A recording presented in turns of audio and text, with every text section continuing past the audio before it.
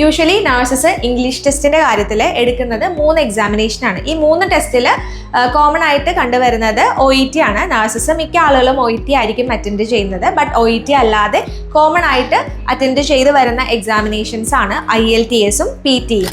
ആദ്യത്തെ എക്സാമിനേഷൻസ് ആയ NCLEX-R മോസ്റ്റ്ലിയും clear ചെയ്തിട്ട് മാത്രം ഓസ്ട്രേലിയയുടെ നഴ്സിംഗ് രജിസ്ട്രേഷൻ റിക്വയർമെന്റ് ആയ IELTS-ഓ OET-യോ PT-യോ അറ്റൻഡ് ചെയ്താൽ മതിയാവും. അതാണ് ഏറ്റവും ബെസ്റ്റ്. ഓസ്ട്രേലിയൻ നഴ്സിംഗ് രജിസ്ട്രേഷൻ എടുക്കാൻ വേണ്ടി OET അറ്റൻഡ് ചെയ്യുന്ന നഴ്സസ് ആണെങ്കിൽ നിങ്ങൾ റൈറ്റിംഗിന് C+ സ്കോർ ചെയ്താൽ മതിയാവും.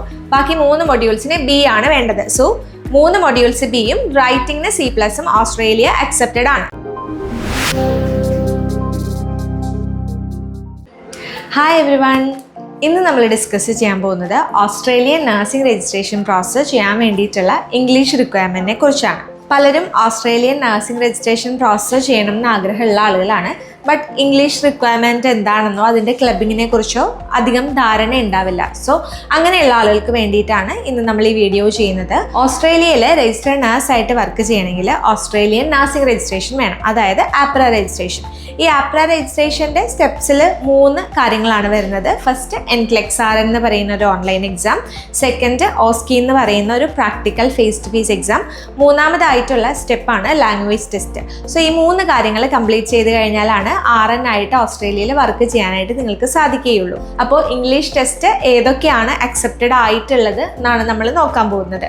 യൂഷ്വലി നഴ്സസ് ഇംഗ്ലീഷ് ടെസ്റ്റിന്റെ കാര്യത്തിൽ എടുക്കുന്നത് 3 എക്സാമിനേഷൻ ആണ്. ഈ 3 ടെസ്റ്റിൽ കോമൺ ആയിട്ട് കണ്ടുവരുന്നത് OET ആണ്. നഴ്സസ് മിക്ക ആളുകളും OET ആയിരിക്കും അറ്റൻഡ് ചെയ്യുന്നത്. ബട്ട് OET അല്ലാതെ കോമൺ ആയിട്ട് അറ്റൻഡ് ചെയ്ത് വരുന്ന എക്സാമിനേഷൻസ് ആണ് IELTS-ഉം PT-യും. So OET, IELTS and PT ഈ 3 ടെസ്റ്റുകളും ഓസ്ട്രേലിയൻ നഴ്സിംഗ് രജിസ്ട്രേഷൻ്റെ പ്രോസസ്സ് കംപ്ലീറ്റ് ചെയ്യാൻ വേണ്ടിയിട്ട് നിങ്ങൾക്ക് യൂസ് ചെയ്യാവുന്നതാണ്. ഇതിൽ ഏതെങ്കിലും ഒരെണ്ണം നിങ്ങൾക്ക് ഏതാണോ കൺവീനിയൻ്റ് ആയിട്ടുള്ള ആ ഒരു ടെസ്റ്റ് നിങ്ങൾക്ക് എഴുതി ക്ലിയർ ചെയ്യാവുന്നതാണ്. OET-യും IELTS-ഉം PT-യും അല്ലാതെ TOEFL പോലുള്ള ടെസ്റ്റുകളും ഓസ്ട്രേലിയയുടെ APRA അക്സെപ്റ്റഡ് ആണ്. ബട്ട് അത് അധികം ആരും അറ്റൻഡ് ചെയ്യാറില്ല.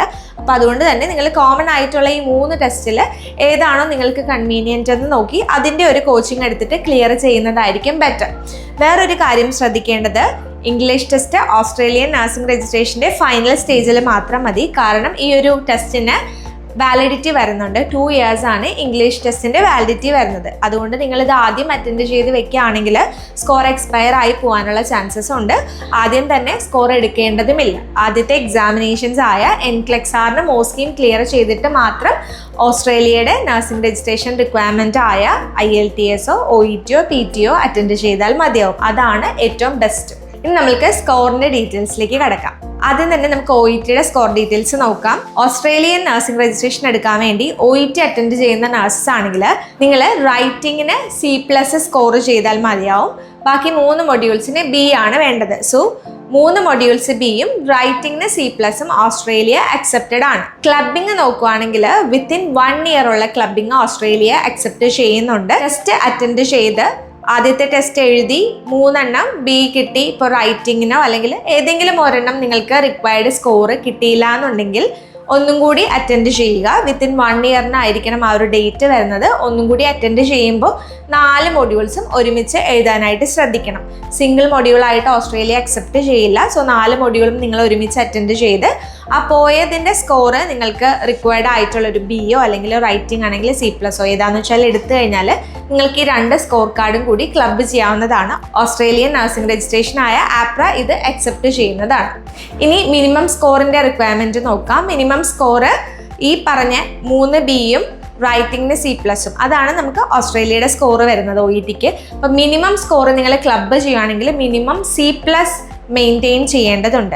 നിങ്ങളിപ്പോൾ സ്കോർ അറ്റൻഡ് ചെയ്തു, ഏതെങ്കിലും ഒരു മൊഡ്യൂളിന് C ആയി പോയി കഴിഞ്ഞാൽ ഓസ്ട്രേലിയ ഇപ്പോൾ അത് അക്സെപ്റ്റ് ചെയ്യുന്നില്ല. അപ്പോൾ അതുകൊണ്ട് തന്നെ മിനിമം C+ എങ്കിലും ക്ലബ് ചെയ്യുമ്പോൾ അത് കിട്ടാനായിട്ട് നിങ്ങൾ എൻഷുർ ചെയ്യേണ്ടതാണ്. ഇനി അടുത്തതായി IELTS നോക്കാം. IELTS ആണെങ്കിൽ റൈറ്റിങ്ങിന് 6.5ഉം ബാക്കി 3 മൊഡ്യൂൾസിന് 7 ആണ് വേണ്ടത്.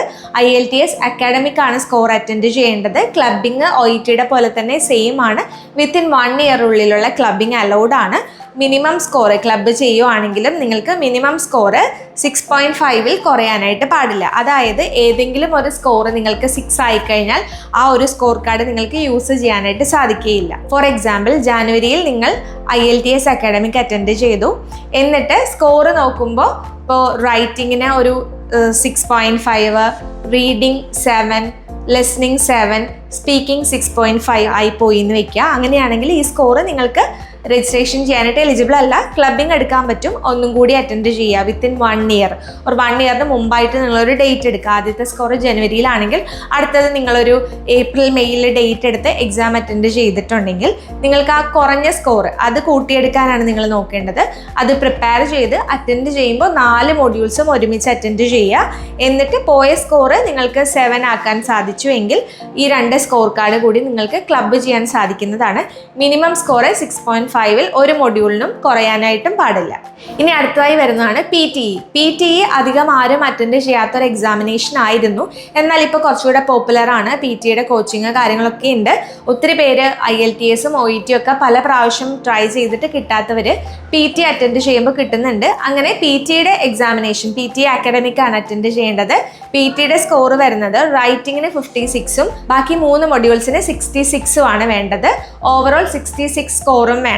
ക്ലബിങ് സെയിം തന്നെയാണ്. 1 ഇയറിലുള്ള ക്ലബിങ് അലൗഡ് ആണ്. എഴുതുമ്പോൾ 4 മൊഡ്യൂൾസും ഒന്നിച്ച് അറ്റൻഡ് ചെയ്യണം. മിനിമം സ്കോർ 56ൽ താഴാനായിട്ട് പാടില്ല. അതായത് ഇപ്പോൾ നിങ്ങൾക്ക് ക്ലബ്ബ് ചെയ്യുമ്പോൾ സ്പീക്കിങ്ങിന് ഇപ്പോൾ ഒരു 54 ഉള്ളൂ എന്ന് വയ്ക്കുക. അങ്ങനെയാണെങ്കിൽ നിങ്ങൾക്ക് ആ സ്കോർ കാർഡ് ക്ലബ്ബ് ചെയ്യാനായിട്ട് സാധിക്കില്ല. അറ്റൻഡ് ചെയ്യുമ്പോൾ 4 മൊഡ്യൂൾസും ഒരുമിച്ച് അറ്റൻഡ് ചെയ്യണം. മിനിമം സ്കോർ 56ൽ താഴാനും പാടില്ല.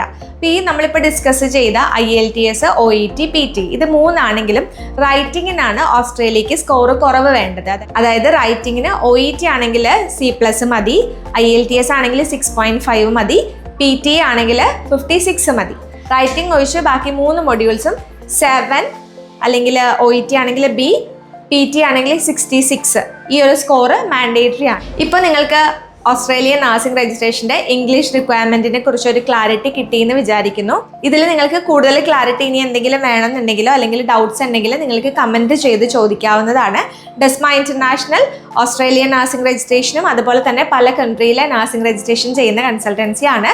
ഇതുവരെ പ്രോസസ്സ് സ്റ്റാർട്ട് ചെയ്യാത്ത ആളുകളാണെങ്കിൽ സ്ക്രീനിൽ കാണുന്ന വാട്സപ്പ് നമ്പറിൽ നമ്മളെ കോൺടാക്റ്റ് ചെയ്യുക. നമ്മുടെ കൗൺസിലേഴ്സ് നിങ്ങളെ ഹെൽപ്പ് ചെയ്യുന്നതായിരിക്കും.